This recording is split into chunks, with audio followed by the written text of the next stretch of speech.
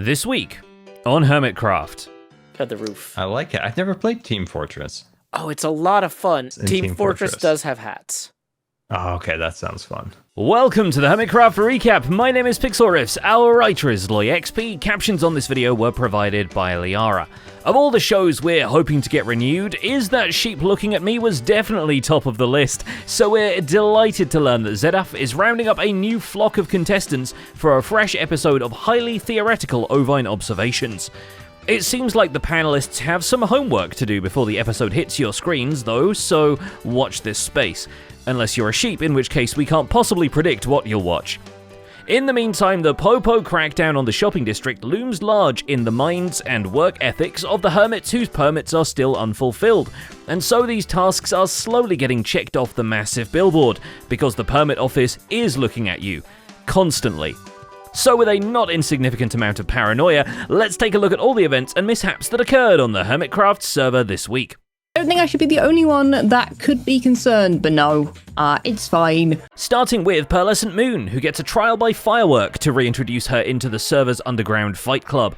Cubfan invites the other known brawlers, Smallish Beans and Gemini Tay, to 2v2 and free-for-all matches in his Quake arena, and that gets Pearl in the mood to work on her own Coliseum. And I was kind of thinking, instead of making it underground, why don't I build it on top? Instead of the literal underground, however, Pearl plans to hide her fight club in plain sight, adjoining her base, and she time-lapses a whole lot of landscaping so she can have somewhere to construct the arena. And well, a couple things naturally happened here and there that I'd actually love to show you all before we get back. While that's happening though, she also gets called to explain the Frog Coin Shop and test the latest improvements to Ravager Rush.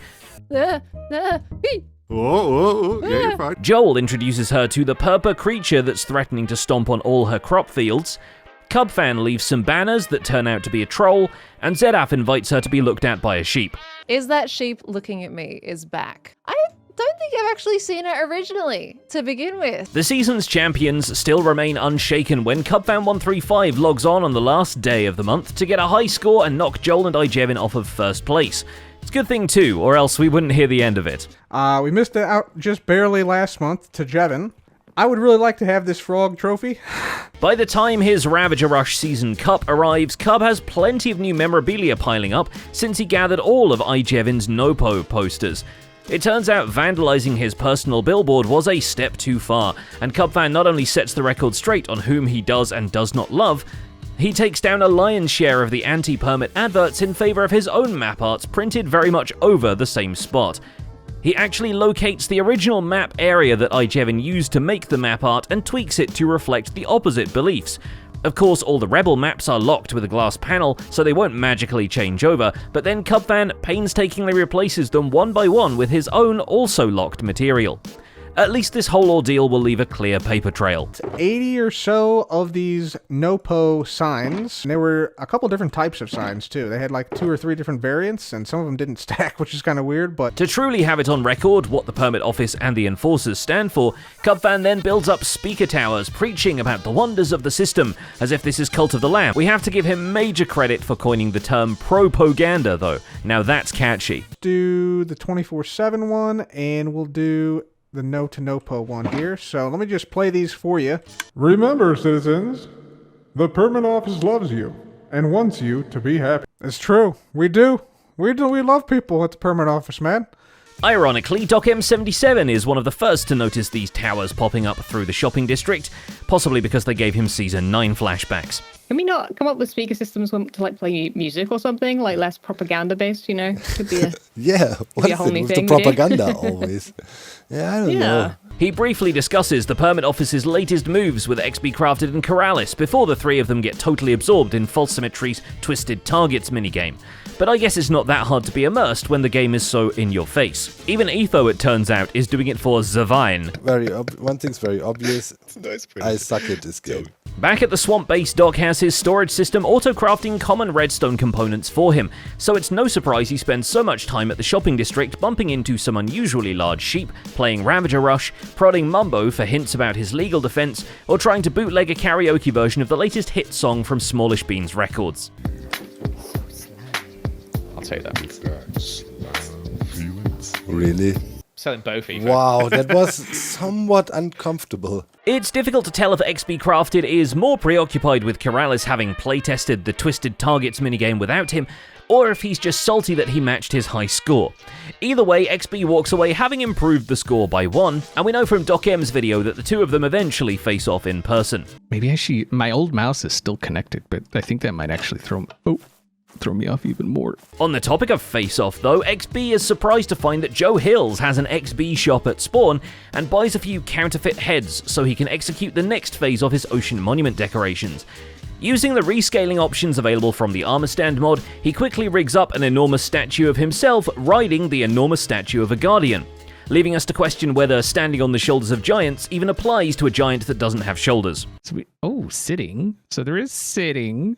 Why did the base plate... Why did the base plate pop up? That's not the only renovation the Ocean Monument will get though, because BOO swings by and agrees to work his green magic inside XB's monument in exchange for diamonds, a little prismarine dealt under the table, and meaningful glances about the upcoming court case. Good. No trans fats. I won't need it, but I think it's very impressive. You're a very wealthy man. I mean, not that I could sell it or anything, but you know. It's true, yeah. With her Nether Shop minigames so successful, False can't wait to give us Nether One.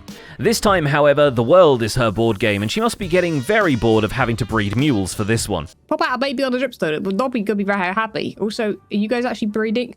No. For the record, you cannot breed mules, they are infertile, which is why, to fulfill her saddle permit, False has to operate a whole horse and donkey show just to get the extra storage space onto the movable chests.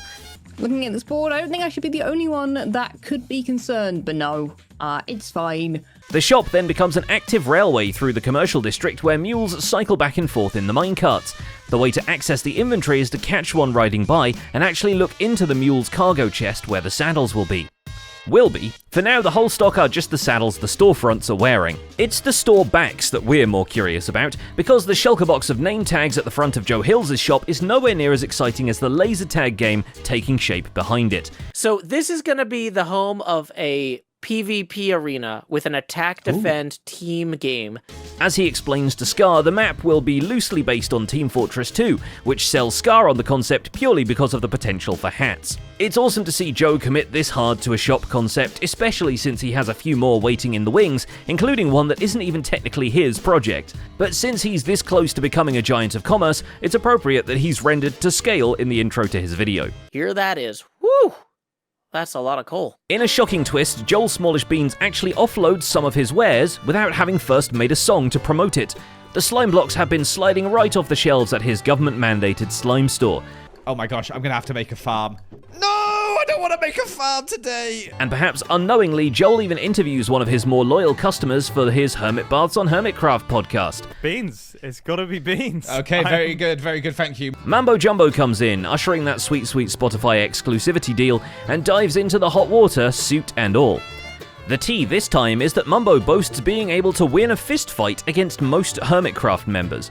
And also, Joel finds a way to make him sound like a chicken. Okay, what has hands but cannot clap? A clock. To continue the Bath language, the smallish city is now spilling off the mountain, with another city block built and many kiosks occupying its ground floor. None to be used for the permit function, but Joel wrestles one out of Skizzleman anyway, just to have more stuff to make songs about. I hear from sources, I won't reveal the sources, that you have the music disc permit. I do. It's surprising Skizz is willing to give up the music permit, considering his video starts with him literally performing a Simon & Garfunkel cover. Also, he could have an atmospheric introduction to his hierarchy of needs maze.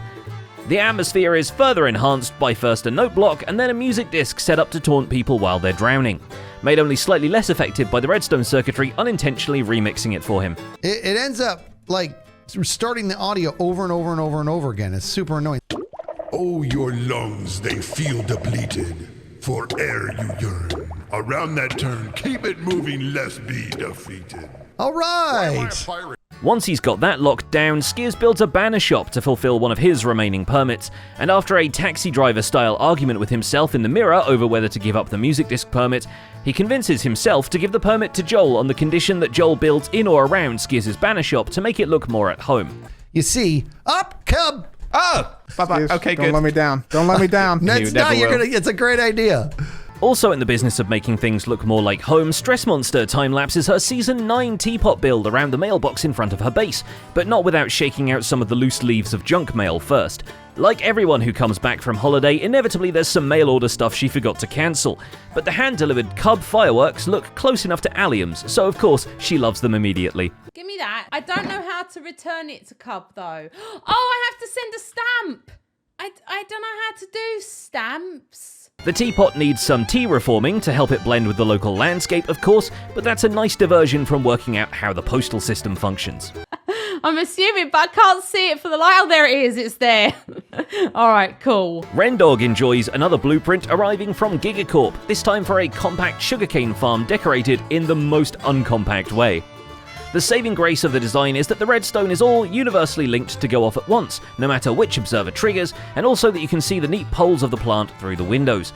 Unfortunately, just the instructions actually made it to the server, so Ren has to clear out the plot for the new pod on his own and settle for buying the rockets at Etho's invisible shop, seeing how his own paper supply won't be built for a little longer. An employee of the month is Etho, obviously. And tell your friends not to popo. I mean, I've just been singing the popo's praises. However, I shall definitely not be singing about this shop. In the meantime, his custom mycelium trees start to shed and form a mycelium carpet over their roots. Just to continue listing the many invasive species, he should perhaps stop beaming down. It promotes the growth of all sorts of wonderful things like strange alien flowers and mushrooms and... And finally there's Mumbo Jumbo, who by popular demand we've given a nice splash card again. The jury is still out on whether using these mildly animated screen caps from his videos are fair to use to advertise Mumbo's own videos, but this is not a case he'll be doing anything about for a while, given his track record. Plan of action on the whole lawsuit front is to conveniently ignore it and hope that it all goes away. One thing he's sure to be busy about is his massive sorting system, where filters are double chests and half the items go into the redstone category. No, but intentionally. All of the many things Mumbo can use in a mechanism are to pack up over at Big Ron's little store, despite Mumbo not having the redstone permit, nor that being an actual store.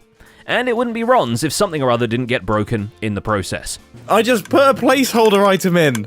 That's literally the only thing I possibly could have done that would totally break the system. Where's that gone? Where has that gone?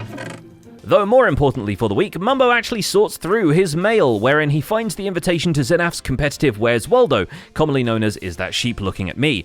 All you need to know is Mumbo was tasked with providing a series of screenshots for his audition, and one of them is this glorious sight. I've got the stupidest idea in the world, but I think this is going to be really fun.